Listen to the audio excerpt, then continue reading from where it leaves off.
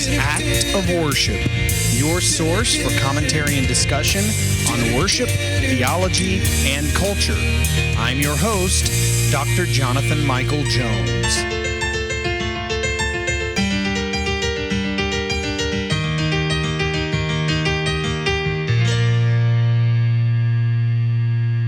Well, hello, good day to you, and welcome to the Act of Worship podcast. This is Dr. Jonathan Michael Jones, continuing the Psalm Project, and it brings us today to Psalm 39.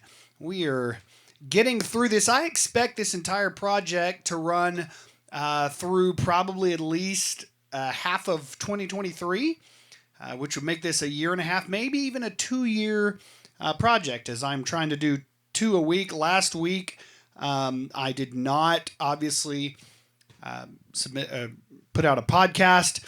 I took a break from it. So for those of you, the 2 or 3 of you that listen, I apologize.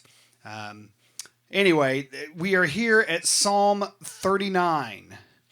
And so let me just give you a little bit about Psalm 39. It really talks about the measure of the days of man, the futility of chasing after vain things. And in our English translations, many will have the title "To the Choir Master, to Jeduthun, a Psalm of David." It is attributed to David. It is a lament, and it is more personal and autobiographical than most psalms as we read this, and we will see.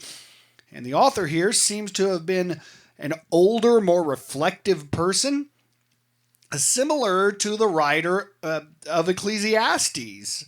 You'll see his anger in verses 2 or 3, and it's not unlike Job's anger in the book of Job.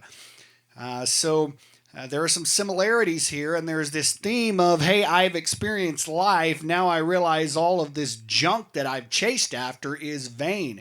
And how often do we do this? As human beings, how often do we think, if I could just do this one more thing, if I could travel to this one place, or get this much more money, or get this one degree? I'm guilty of that. If I could do any of these things, then I will be satisfied. And it never satisfied. It always leaves us wanting more. So let me read Psalm 39, beginning of verse 1. I said, I will guard my ways that I may not sin with my tongue.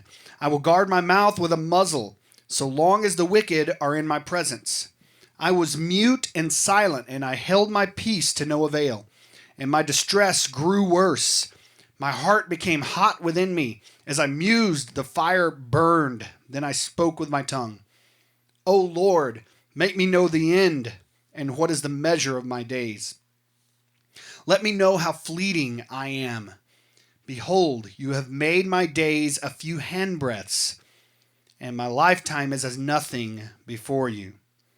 Surely all mankind stands as a mere breath. Surely a man goes about as a shadow. Surely for nothing they are in turmoil. Man heaps up wealth and does not know who will gather.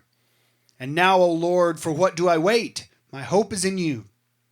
Deliver me from all transgressions. Do not make me the scorn of the fool. I am mute. I do not open my mouth, for it is you who have done it. Remove your stroke from me. I am spent by the hostility of your hand. When you discipline a man with rebukes for sin, you consume like a moth what is dear to him. Surely all mankind is a mere breath. Hear my prayer, O Lord, and give ear to my cry.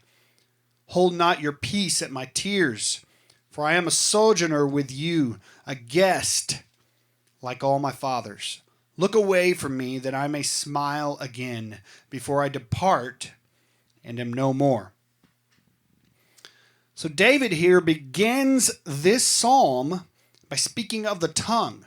And I'm reminded how often Scripture speaks not only of the heart, but of the tongue. And Scripture, Jesus said, out of the overflow of the mouth, or of the heart, the mouth speaks. And so what is in our heart will come out in our tongue. James talks about taming the tongue. In verse 1, he says, I will guard my ways that I may not sin with my tongue. So in other words, there's this connection that the source of sinning with the tongue is his ways, the core of who he is. And so the psalmist here may have been questioning the prosperity of the wicked and feared that if he spoke in his anger and frustration, he might say something offensive to God. If you want to know what's in a person's heart, listen to what they say. He talks about a muzzle. I will guard my mouth with a muzzle. Many of us are familiar with muzzles on dogs, keeping them from biting. This is to keep him from speaking. He desires to speak out and has to force himself to be quiet. That is an intentional effort. How often on our part, not just the tongue, but think about it, nowadays, it's the cell phone or the computer keyboard. We have to force ourselves not to say meaningless and worthless stuff, which is most of what we say, quite honestly. In verse 2, my distress grew worse. And the psalmist right here represents his feelings, but he couldn't do away with them, and so he finally speaks to God about it. Verse 4, O Lord, make me know my end. What is the measure of my days? So their own short, hard lives in this time, tempted with the faithful as they compared them to the prosperity of the wicked, it makes him question God's wisdom and justice. I've spoken before about David probably faced some sort of physical ailment at some point or multiple points in his life. We'll see this in Psalm 88 in verse 5. Psalm 88 verse 5, he says, like one set loose among the dead, like the slain that lie in the grave. His condition here is so bad that people basically treat him as if he's already dead, particularly his enemies. And so his distress, this could have been during a time of physical ailment, his distress grows, as he says. In verse 6,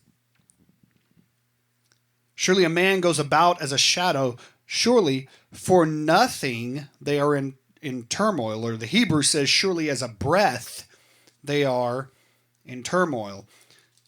So the Hebrew word here is translated mere breath. And the sentiment is similar to what is found in the book of Ecclesiastes. Let me read you Ecclesiastes chapter 5, beginning in verse 8. If you see in a province the oppression of the poor and the violation of justice and righteousness, do not be amazed at the matter, for the high official is watched by a higher, and there are yet higher ones over them. But this is gain for a land in every way, a king committed to cultivating fields. Ecclesiastes goes on, in verse 18 it says, behold, what I have seen to be good and fitting is to eat and drink and find enjoyment in all the toil with which one toils under the sun, the few days of his life that God has given him, for this is his lot. Everyone also to whom God has given wealth and possessions and power to enjoy them and to accept his lot and rejoice in his toil, this is the gift of God. For he will not much remember the days of his life because God keeps him occupied with his joy in his heart. In other words, this stuff that the wicked, and in this case, the wicked who are wealthy and seem to be experiencing joy, the stuff that they work for, this is the measure of their reward. Whereas for us who follow God, no matter how bad things get here on earth, our reward is infinitely greater. But this is the measure of their reward. For nothing they are in turmoil, the psalmist says. Man heaps up wealth and does not know who will gather. In other words, he collects all this stuff, but it's pointless because he has no clue where it goes. Verse 10, remove your stroke from me. I am spent by the hostility of your hand. This could be sickness, but it could include depression and other setbacks that the psalmist might be referring to.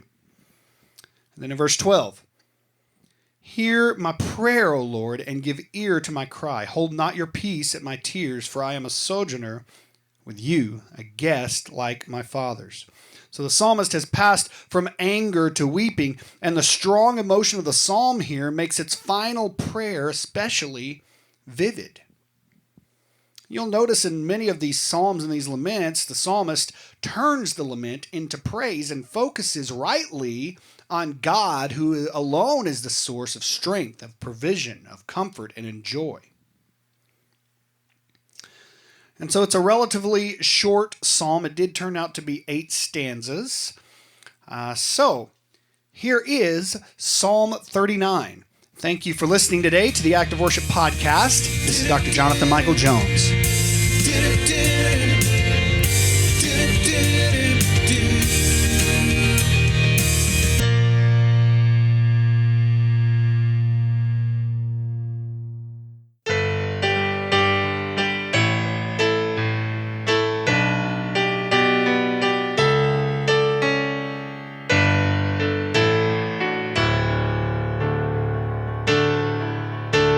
I said I will keep watching, guard my ways,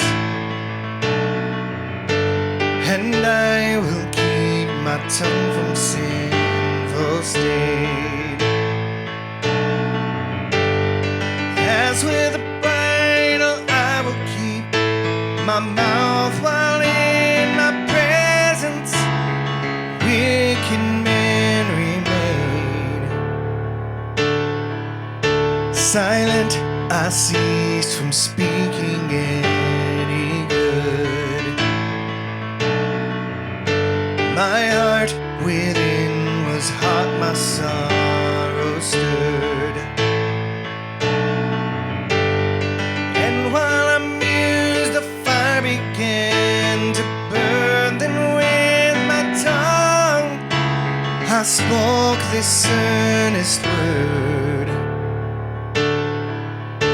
Lord, make me know in my numbered days, and let me know how fleeting is my life. For you have made my days a handbreadth long, my lifetime is as nothing in your sight. Each man at best is but a fleeting breath. Man like a shadow wanders to and fro. Surely an uproar he creates, in vain he never knows to whom his riches go. And now, oh Lord, what am I waiting for? My expectation you have surely met. Deliver me from all my sinfulness, so make me not the scorn of foolish men. I held my tongue, I opened not my mouth, for this affliction came at your command. But now remove your plague away from me, I am consumed beneath your chastening hand. With your rebukes you chasten me for sin. His beauty fades beneath the touch of death. You like a moth consume his precious things. Oh, surely every man is but a breath. Lord, hear my prayer and heed my cry and tears. I am your pilgrim as my father.